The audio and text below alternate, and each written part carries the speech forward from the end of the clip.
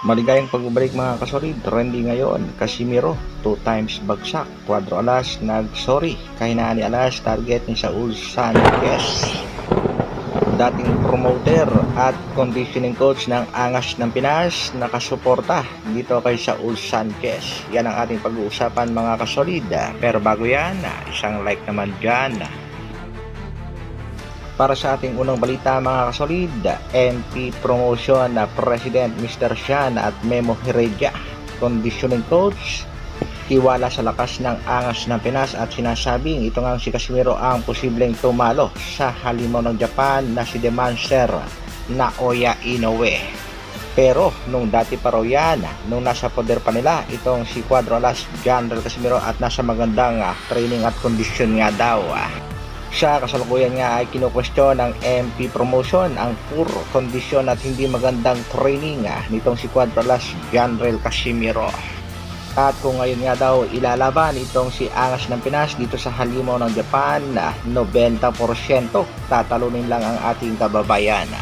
Saul Sanchez pinag-aralan at target nga sa kasalukuyan ang mga kahinaan ng ating pambatong si Cuadro Alas, General Casimiro.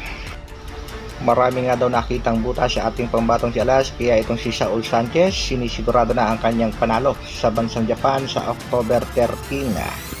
Isa pa sa mga pinag-aalala ng mga boxing fans ay baka di umano ay gamitan ng magic na pangpalakas nitong si Memo Heredia, itong makakalaban ni Cuadro Alas na si Saul Sanchez.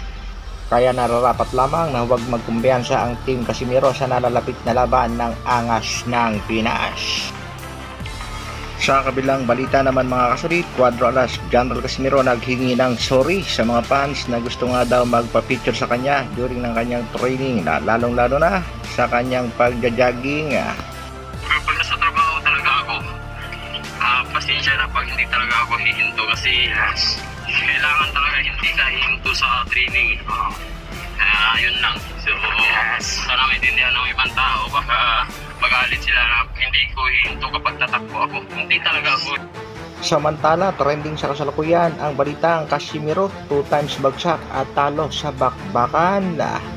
Pero sa mga kasolid natin dyan, hindi yan ang ating pambatong si Cuadro Alas, General Casimiro, kung hindi ang Mexican boxer na si Rene Casimiro aka Panchin. 2 beses nga pinabagsak itong si Casimiro ng undefeated boxer na si Jose Morales Diaz. Sa kasalukuyan itong si Casimiro ay may kartadang 10 wins, 28 losses. Panoorin natin mga kasolid ang highlights ng kanilang naging bakbakan. Pinilit pa rin namang tumayo ni Casimiro pero wala na talaga.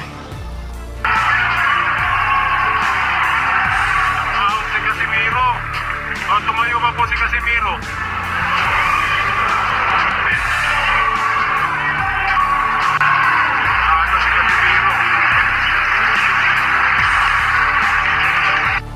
Kaya mga kasolid, abangan natin ang isang napakagandang laban ng ating pambatong si Alas kontra nga dito kay Saul Sanchez.